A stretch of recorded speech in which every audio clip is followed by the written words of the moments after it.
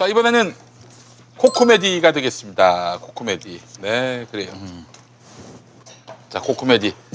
여러분, 뭐 이런 코코메디 광고한다고 벌써 웃거나 이러는 분들이 있는데 그렇지 않습니다. 코코메디를 이용할 수밖에 없는 사람들에게는 이 코코메디가 생필품입니다.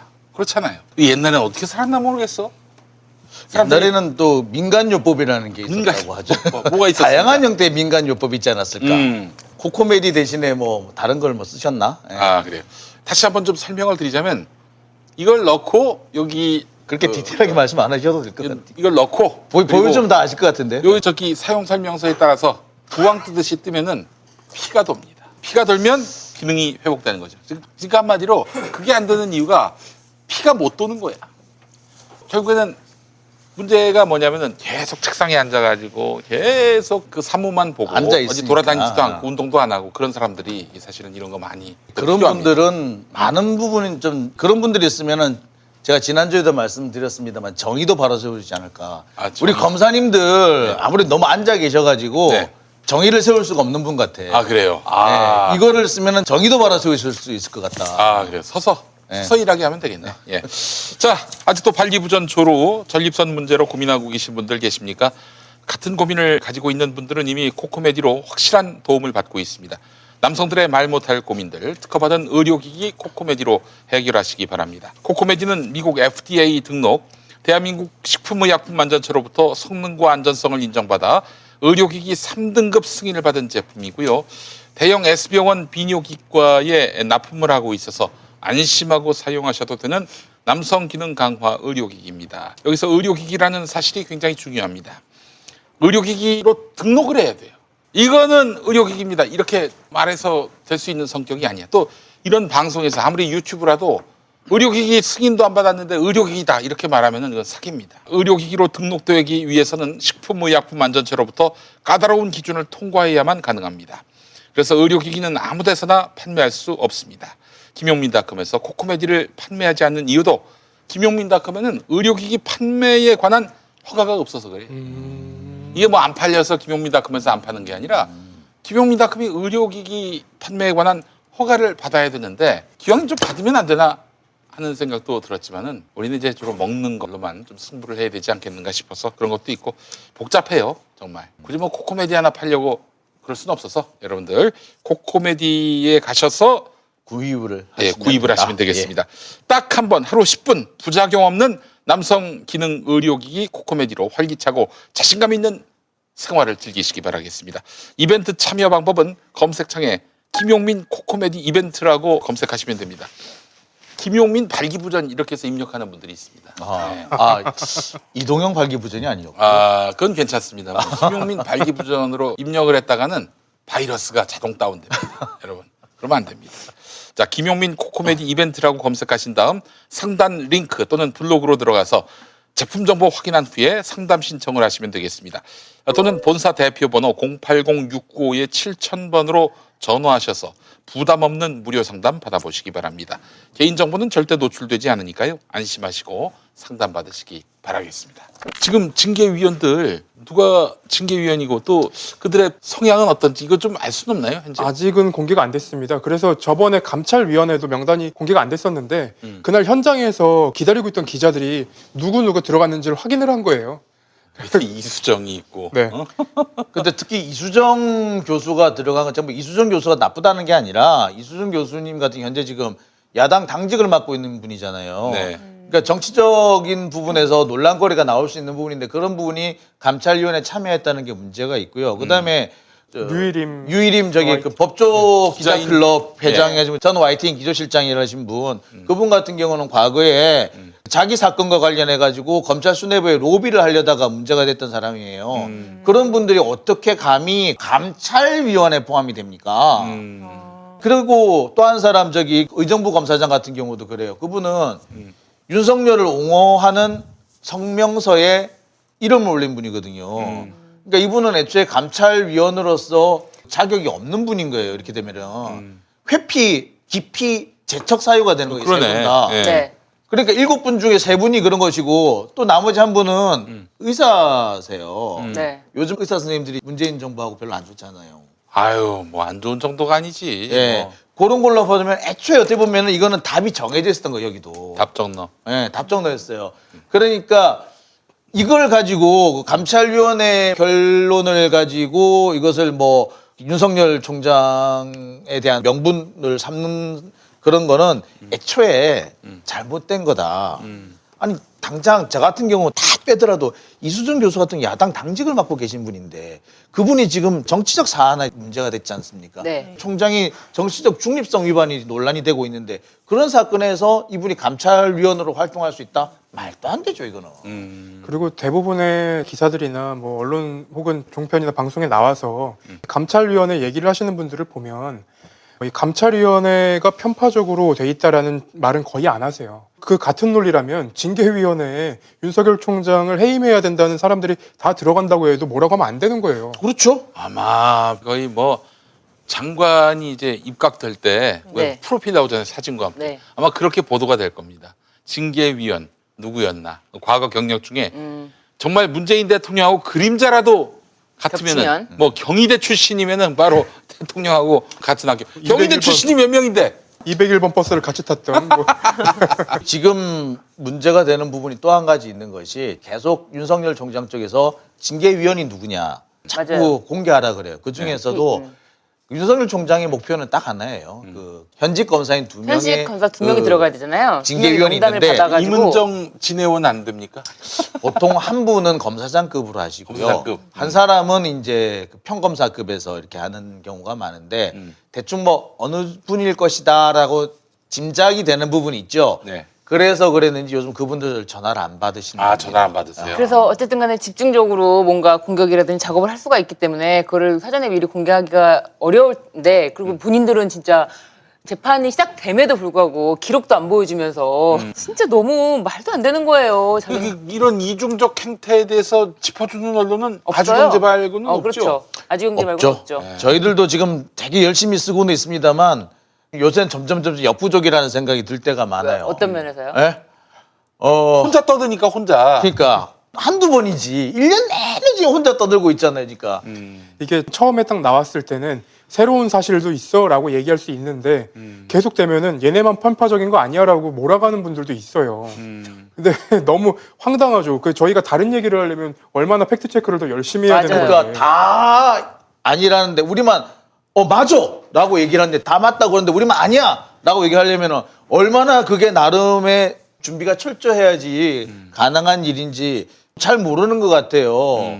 그 기생충 교수 그 양반은 대놓고 서민. 우리 보고 뭐 거짓말 한다는 식으로 하던데 사실 왜곡 허위라고 진짜 그 양반 그런 식으로 얘기하면 고소당해요. 우리가 지금 참고 있는 거라고 지금. 그래서 지금 윤석열 총장 측에서 징계 절차를 대하는 이러한 태도에 비춰봤을 때 이 징계 절차는 늘어질 가능성도 있다라고 생각이 들어요. 그리고 제가 저번에 한번 말씀을 드렸는데 징계 사유에 대해서 탄핵 소추나 공소 제기가 있는 때에는 그 사건이 완결될 때까지 징계 심의를 정지한다고 되어 있어요. 그게 검사 징계법에 나와 있거든요.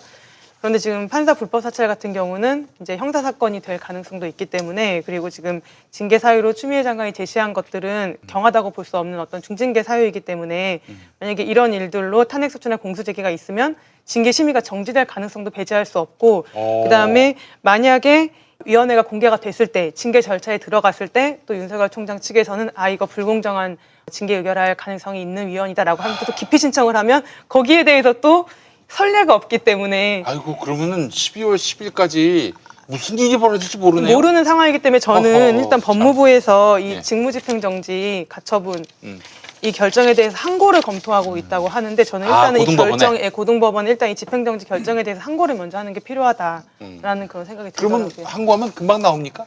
항고는 원래는 보통 가처분에 대한 항고 아니에요? 가처분에 대한 항고라도 이게 지금 사건마다 법원마다 재판마다 정말 천차만별이에요. 그 시간이 오래 근데 항고 같은 경우는 보통 좀 더 오래 걸리기는 해요. 바로 나오지는 않는데. 아이, 참. 네, 그래서 우리 참 보면은 전두환이가 물건은 물건이다. 그냥 12 하룻밤 안에 다 해결하잖아. 여러분 농담입니다. 농담이에요. 웃자고 하는 얘기입니다. 아니 웃자고 우리도 사실 하룻밤 만에 해결하는 방법이 있긴 있어요. 뭐예요? 탄핵 소추하는 겁니다. 아 그래요? 예, 탄핵 소추하면은 아니 어떻게 되죠 요건이? 그러면 검찰총장 절반이에요. 탄핵 과반수요. 소추. 네. 네?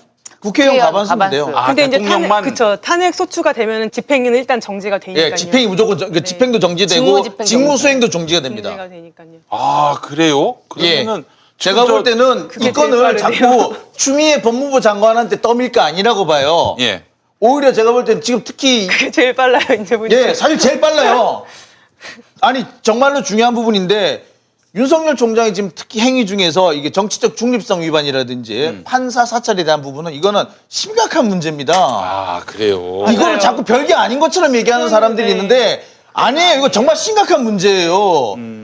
옛날에 검사들을 어떻게 통제를 했느냐. 국정원에서 이런 사찰 그 세평 수집을 해가지고 검사들을 통제를 했어요. 야, 지들이 하던 수법이 그치, 지들이 당한 걸 가지고 지들이 지금 하고 있는 거예요. 지들이 당한 걸 지들이 지금 하고 있다. 그렇죠. 국정원에서 해도 이것이 불법인데 검찰이 했다는 건 말이 안 되죠. 더군다나 그것도 범죄자나 범죄 우려가 있는 자가 아니라 판사를 담당을 했다는 거는 말도 안 되는 얘기예요. 근데 이 건은요, 별거 아닌 것처럼 뭐 처제를 처형을 했으니까 문제될 게 없다. LA.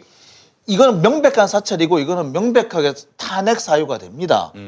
그래서 제일 빠른 거는 민주당에서 네. 탄핵 소추를 하는 게 제일 빨라요. 아마 12월 10일쯤 돼서 네. 징계위원회가 뭐 우리 소정인 변호사님 말씀하신 대로 이런저런 약을 쳐서 무산시킨다면은 민주당이 그때 칼 뽑아야 돼요.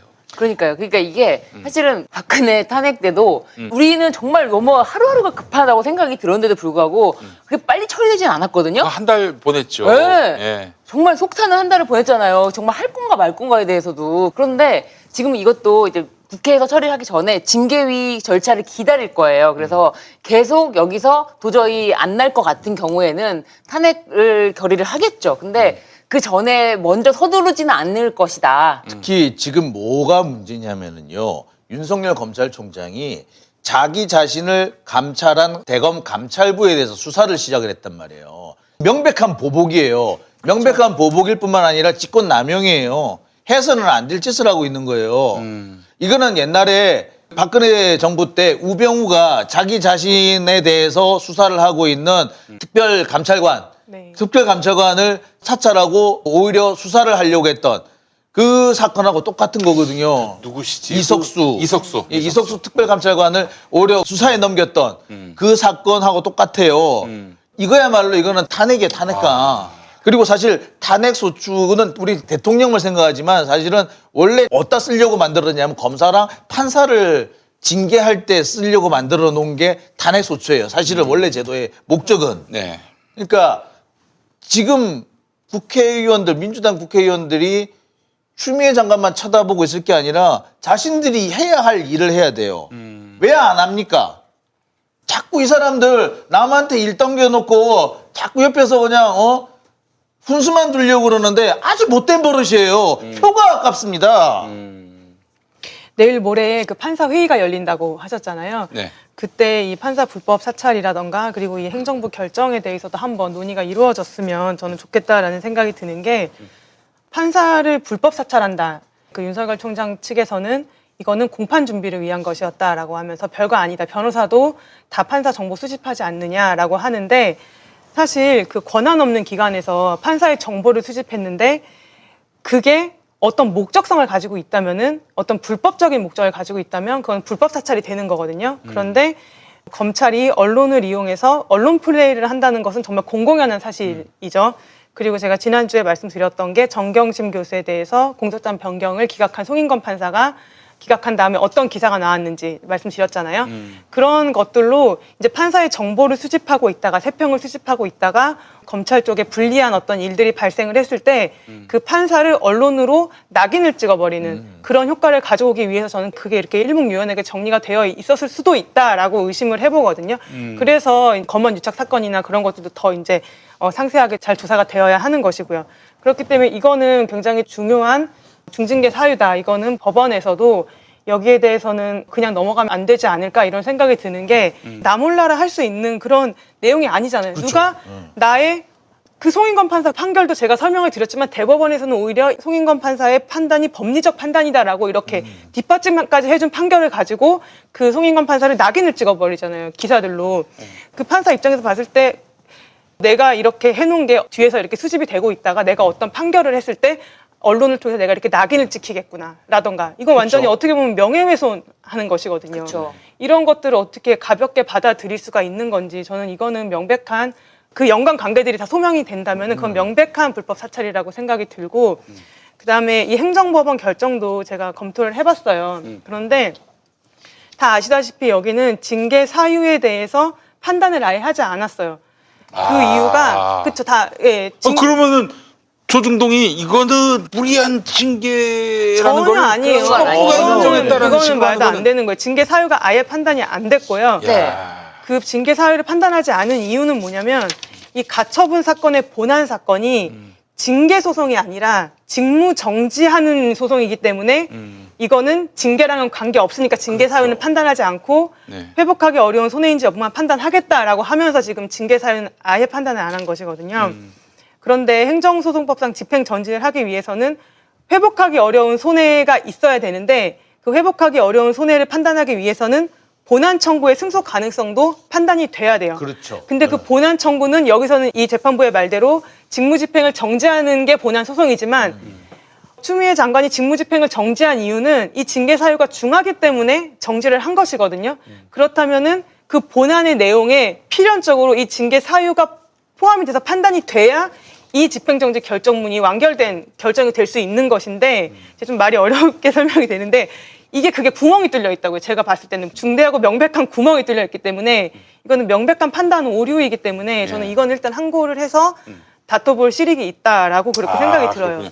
이게 사실은 아직 법을 모르는 사람들이 봤을 때, 야, 이게 윤석열 아니고서야 어떻게 이런 서비스를 받을 수 있겠는가? 판단 서비스를 받은 거 아니에요, 그 판사한테.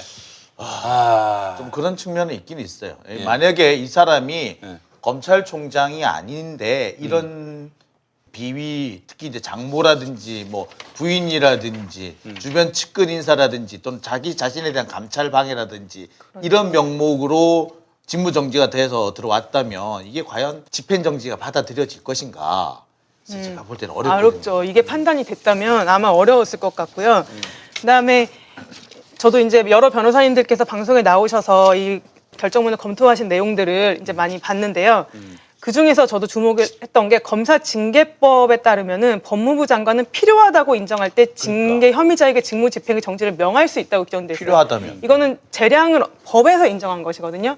그런데 이 재판부는 그래도 재량 행위라고 하더라도 그 재량권을 이제 불법하게 일탈 남용한 경우에는 사법심사의 대상이 된다. 이건 맞는 말이에요. 맞는 말이죠. 예. 근데 검찰총장인 경우에는 그 재량권 행사는 더욱 엄격하게 이루어져야 된다. 뭐 이것도 맞는 말일 수 있어요. 그렇다면 이 재량권 행사가 잘 되어 있는지 일탈 남용이 있는지를 판단하기 위해서는 이 집행 정지가 타당한지 그렇기 위해서는 그 전제로 이 징계 사유가 타당한지를 또 필연적으로 검토를 해야지만 해봐야 이게 되지. 판단이 될 수 있는 건데 이렇게 써놓고 징계 사유에 대해서는 판단하지 않는다. 이거는 정말 이 재판 판단 존중해주시면 너무 진짜 명백한 판단 오류라고 내용상 보면 저 뒤탈이라고 가 살짝 보여져요. 나는 게 네. 뭐냐면 여기에 보냐면은 검찰총장 같은 경우는 입법부의 동의라든지 입법부의 관여 절차를 받은 사람인데 어떻게 법무부 장관이 청문회를 다 거쳐서. 이렇게 직무 정지시킬 수 있느냐 이런 내용이 포함이 돼 있거든요. 네. 이거는 달리 해석하면 뭐냐면 그러면 국회에서는 해도 된다는 얘기인 거예요. 그렇죠.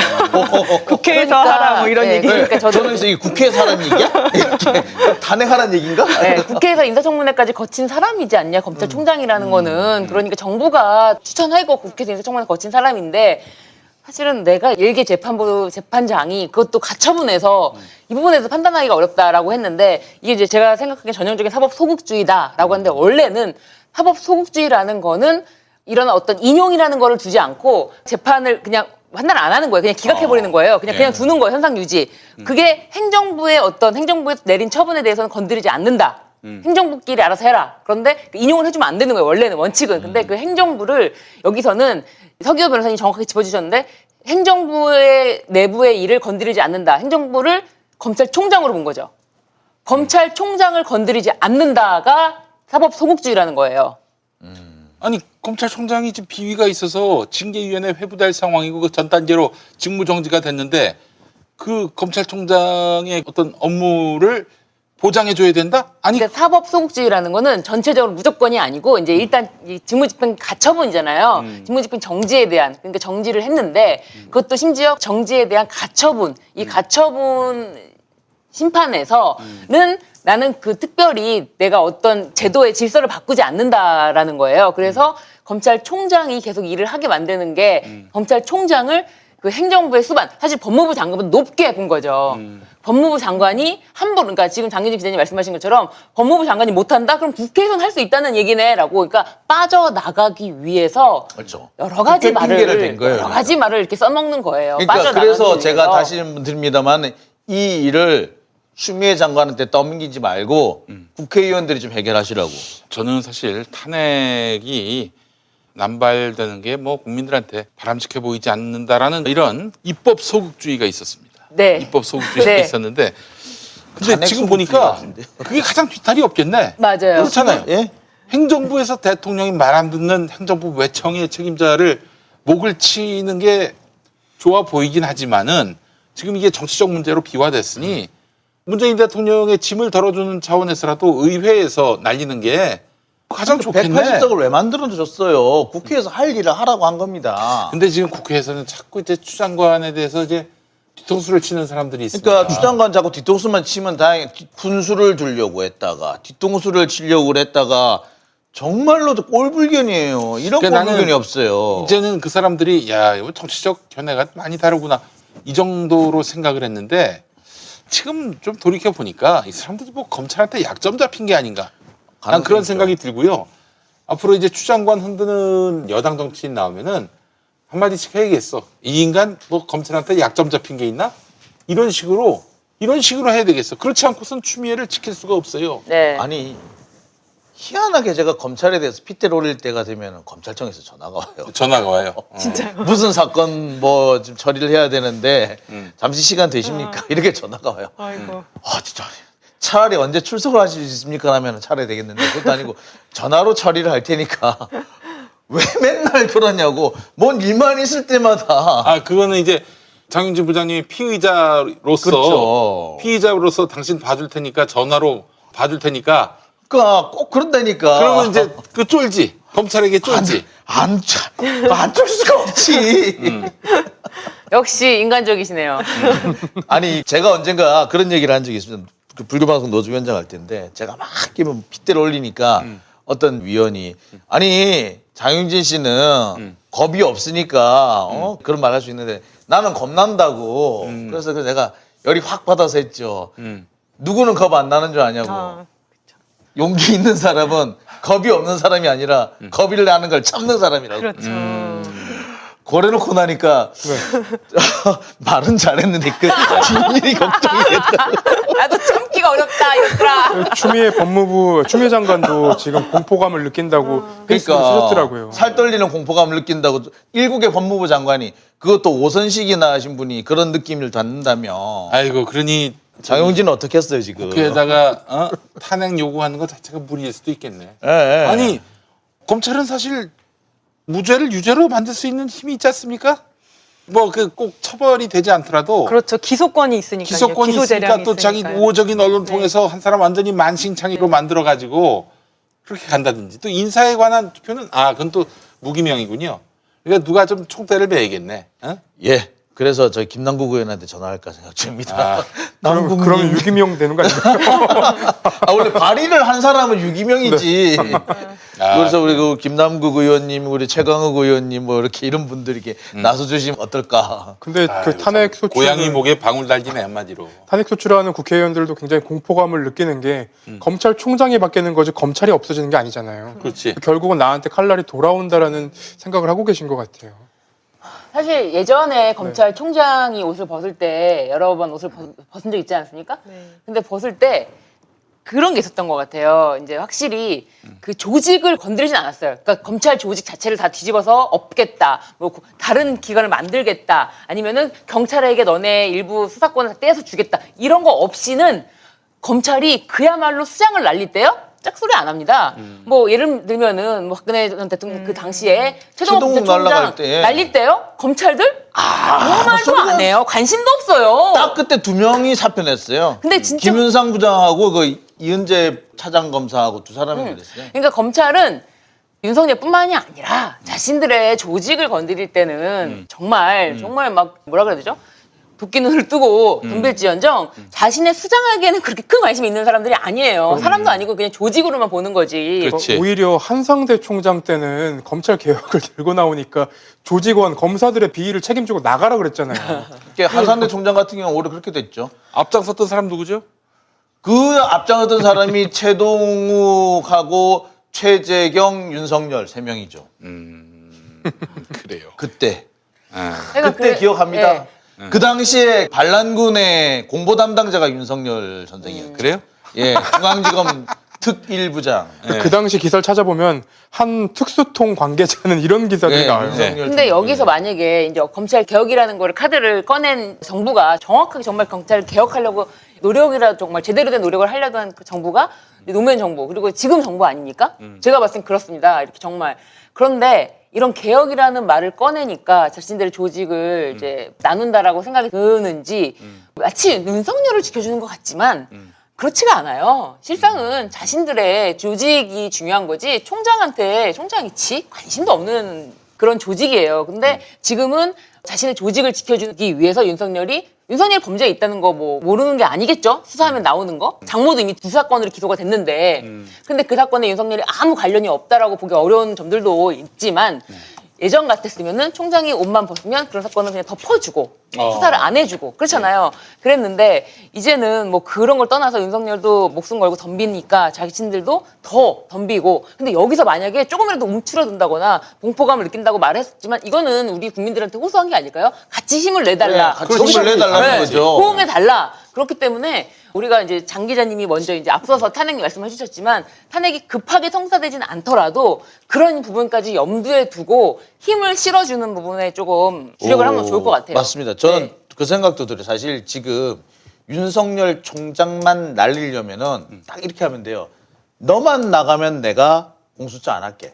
그러면 조용해져요? 조용해져요. 그러면 다른 사람들 전부 다 입 싹 다물고 그리고 윤석열 윤석열만 총장 나가주세요 하게 가족들이 돼요. 다 수사하고 네. 다 이제 교도소 가겠죠? 네, 윤석열 저 총장 공수처 안 할 테니까 윤석열 나가. 나 윤석열 맞아요. 있으면 내가 공수처 할 거야. 그러면 갑자기 검찰 조용해지면서 진짜. 조용히 윤석열 드러낼 겁니다. 자기들 보내드립니다. 손으로. 보내드립니다. 제발 우리 조직을 나가주십시오. 그래서 총장님 조직을 위해서 결단 내려주십시오. 맞아요. 형님. 딱 이런 거지. 평생 모시겠습니다. 조직을 위해 나가주십시오. 야, 진짜 눈에 보이는 것 같아요. 네. 이게 검찰 개혁의 핵심은 다시 처음으로 돌아가 보면 저는 이렇게 생각을 해요. 그 검찰의 제 식구 감싸기 그리고 정관이유 그리고 그렇게 된 이유는 검찰이 정말 어떤 무소불위의 권력을 갖고 있기 때문에 이 서울행정법원 재판부가 판결문에 상세히 적어놓은 게 저는 바로 그거라고 생각해요. 검찰은 수사권과 기소권이 있고 함부로 건드리면 안 된다라고 이 판결문에서 아예 확인을 해줘요. 네. 저는 그런 결정이라고 보여지거든요. 네, 그렇기 때문에 이런 그 검찰 안에 어떤 적폐들을 지금 해결하고 가지 않으면은 정말 좀 웃긴 말일 수도 있는데 우리 사회는 어려워진다. 지난번에 장용진 기자님께서 어떤 소개해주신 정의당 어떤 분의 글에 따르면은 검찰 개혁이 노동자의 삶과 무슨 관계가 있냐. 그거는 정말 아니거든요. 진짜 거미줄처럼 얽혀 있어서 이쪽에 뭔가 이렇게 썩어서 고름이 있으면 그게 그쪽까지 다 가는 거예요. 그렇기 그렇지. 때문에 이게 지금 개혁하고 가지 않으면 정말 어려워진다. 그리고 지금 추미애 장관이 또 많은 비판을 받고 있는데 저는 그리고면서 뭐 지친다, 이제 그만해라라는 그런 기사도 많이 봤는데 검찰과 법무부가의 관계가 이렇게 법적으로 법에 따라서 진행이 되어가는 광경은 정말 진기한 광경이다. 그러니까 네, 원래는 끝까지 잘 지켜보자. 뒤에서 이렇게 말씀을 자기들끼리 드리고 쿵짝쿵짝해서 싶어요. 밀실에서 처리됐었죠. 지금까지. 네. 저는 이 행정법원 판단을 보고 어떤 분이 짤로 드라마 장면을 올렸더라고요. 근데 거기에 악역을 맡은 분이 국정원에도 있었고 검찰에도 있었나 봐요. 그래서 그 사람이 이제 판사를 보면서 하는 얘기가 내가 국정원에 있을 때도 검찰에 있을 때도 당신들은 직접적으로 사찰하지 않았어. 왜냐하면 알아서 법봉으로 챙겨주니까 라는 말을 하더라고요. 실제로 뭐 드라마나 영화는 이제 상상력의 영역이지만 그 장면이 떠올랐던 거는 사실 부인하기가 힘들어 보여요. 예, 이 징계 사유가 보면은 다들 이제 너무 잘 아시겠지만 중앙지검 재직 시 중앙일보 사주와 부적절한 만남을 가진 혐의, 재판부 불법 사찰을 비롯해서 사실 저는 핵심은 한동훈에 대한 감찰 착수 보고를 받고 정당한 이유 없이 감찰을 중단하게 한 혐의, 한동훈에 대한 수사방해 목적으로 전문 수사 자문단 소집을 강행하여 수사 지휘권을 부당하게 행사한 혐의 등등 이 수사 방해와 감찰 중단을 함으로써 그 검찰 안에 있는 제 식구 감싸기를 했고 그다음 이거를 검찰총장이 직접 자신이 지금 몸소 하고 있는 것을 모든 국민이 보고 있는 상황인 거고 그다음에 지금 여기 징계사유엔 들어가 있지 않지만 옵티머스 사건 같은 경우에 그때 이제 불기소된 사항 그 당시에 불기소가 됐기 때문에 그 이후에 정말 무고한 피해자들이 더 생겼다는 게 지금 더 확실해진 상황에서 그거는 어떻게 보면은 정관 예우와 관련이 있는 것들이죠. 이러한 그 윤석열 총장에 대한 징계는 검찰에서 꼭 뿌리 뽑혀야 할 적폐에 해당하는 제 식구 감싸기와 정관 예우라고 하기도 정관 비리와 관련되어 있는 것이기 때문에 이거는 정말 가장 핵심만 찝은 중징계 사유라고 저는 생각이 들거든요. 그래서 이 점에 대해서는 사법부도 법조 3륜의 한 축으로서 자시하지 않고 같이 고민을 해줬으면 좋겠고 저도 이제 변호사로서 어떻게 보면 법조 3륜의 한 구성원이라고 볼 수 있는데 저는 윤석열 총장이 대권 후보로 돼서 뭐 여론조사에서 1위를 달린다. 이게 지금 계속 여론조사가 되고 있을 때 저는 굉장히 이런 표현은 좀 웃길지 모르겠는데 굉장히 좀 모멸감을 느꼈어요. 저 스스로 그 법조계의 구성원으로서. 검찰 조직에 있는 검사들은 괜찮은가? 아니 조직의 수장이 대권 후보 가장 정치적 중립성을 지켜야 할 그 소명을 부여받은 검찰이 수장이 야당의 대권 후보 1위를 지금 달리고 있는 상황이 검사들은 괜찮은가? 괜찮다면 되게 이상한 집단이다. 저는 그런 생각이 들거든요. 그렇기 때문에 신났는데 뭐 지금 그래서, 괜찮다고 엄청 신났는데요, 뭐. 그래서 그렇다면 너무 이상한 집단이다. 그렇기 때문에 이 부분은 그 법조계가 뭐 보수적인 집단이라고는 하지만 모든 구성원들이 다 같이 고민하고 물론 언론도 정말 같이 깊이 고민해야 되는 그런 사항이다라고 그렇게 생각이 듭니다. TV조선에서 단독 기사가 나왔는데요. 윤석열 총장이 어젯밤에 측근과 이런 얘기를 했답니다. 이제는 그만두고 싶어도 그만둘 수가 없다. 후배들이 저렇게 난리인데 내 마음 편하자고 내려놓을 수가 없다. 아주 언론 플레이를 대놓고 하네. 선거운동이에요, 선거운동. 참 정말. 근데 아이고. 진짜 제가 봤을 때는 좀 검찰 뺐으면 좋겠어요. 그 대권 조직에서는 후보에서 윤석열도 하나 그냥 이용 여론조사에서. 자체잖아요. 자신들의 조직을 위해서 어쨌든 간에 이용 가치가 있을 때까지 이용하는 거지 뭐 충성심이라든지 그런 게 있는 게 아니잖아요. 뭐 여태까지 역사적으로 총장이 날아갈 때 검찰들은 동의하지 않았어요. 그렇게. 그리고 지금 윤석열 총장이 그만두고 싶어도 그만두지 못하는 것은 우린 다 알잖아. 그만두는 순간 이 자기- 사람은 바로 저기 구치소행이에요 지금. 뭔 소리야 지금. 그러니까 그만둘 수 없어요. 근데 그것도 있어요. 그만둘 수 없는 사실적인 이유도 징계 절차가 개시되었기 때문에 네. 그만둘 수가 이제 진짜 없네요. 진짜도 그거 진짜 그만둘 수가 없어요. 그러면 앞뒤 얘기 다 빼고 지금 그만둘 수 없는 이유가 괄호가 들어가야 되네. 이제는 그만두고 싶어도 그만둘 수가 없다. 징계위에 회부돼서 라는 말이 빠진 거네요. 그게 맞아요. 그러니까 이거는 TV조선이 그랬는지 아니면 검사 중에 누가 그랬는지 전형적으로 언론 플레이를 한 것이고 단편으로 보자면 선거운동, 사전선거운동이에요. 이거는 아휴 정말 저질이다 저질. 아유. 나오자마자 또 월성 원전 관련 공무원들 또 영장 청구하고 네. 그거 언제 영장 실질 심사가 있습니까? 제가 알기로는 그 다음 주 초에 있는 걸로 제가 알고 있거든요. 네, 다음 주로 지금 밀려졌고요. 글쎄 뭐 이 부분에 대해서는 뭐 법원이 좀 잘 판단을 내려야겠죠. 알겠습니다. 아이고 참 검찰 개혁을 위해서 가는 길이 참 너무 어렵고 힘들고 그렇습니다. 예, 이럴 때 지금 거의 뭐 추미애 한 사람에게 다 의존하고 있는 이런 시스템이 너무나 좀 안타깝고 통탄스럽습니다. 이때 시민들이 추 장관을 열심히 응원도 해주시고 그리고 지금 언론 어떻게 해야 됩니까? 언론 진짜 언론이 얘들은 탄핵도 못하고 참 어떻게 해야 될지 모르겠어요. 근데 제일 중요한 거는 방송통신위원회에서 문제가 있는 방송사들을 특히 버블록인 방송사들은 보내야죠. 맞습니다. 근데 왜 안 보내냐고. 그 오늘 미디어 오늘에서 좀 뒤통수를 맞은 것 같은 기사가 하나 나왔는데 검찰 출입 기자들이 직무 배제와 관련한 의견을 표명하자라는 얘기를 했다는 겁니다. 그래서 그 의견은 뭐 당연히 윤석열 편에선 그렇죠. 의견. 근데 다행스럽게도 그 안에 이제 제대로 된 사고를 가지고 있는 기자들이 말도 안 되는 소리 하지 마라. 그렇게 해서 지금 입장은 안 나왔지만 애초에 이런 논의가 나왔다는 것 자체가 동아일보에서 이렇게 하자고 했고, 예, 근데 저는 속으로 아이고 하지 그랬냐 이참에 같이 보낼 수 있는데 그게 생각이 있는 서서가 아니라 우리가 계속 이 짓을 하려면은 드러내면 안 된다. 그렇게 집단 행동을 해버리면 계속 이 짓을 못 한다. 예. 그렇죠. 알겠습니다. 아이고 죽은 검사의 사회, 죽은 기자의 사회를 실감합니다. 예. 남아 있는 사람들이라도 뭐 어떻게 해봐야죠. 뭐 어떻게 하겠습니까? 예.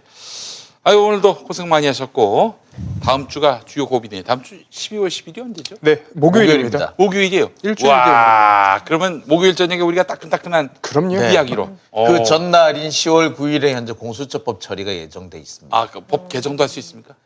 지금 상황으로는 그렇게 돼 있습니다. 아, 그래요.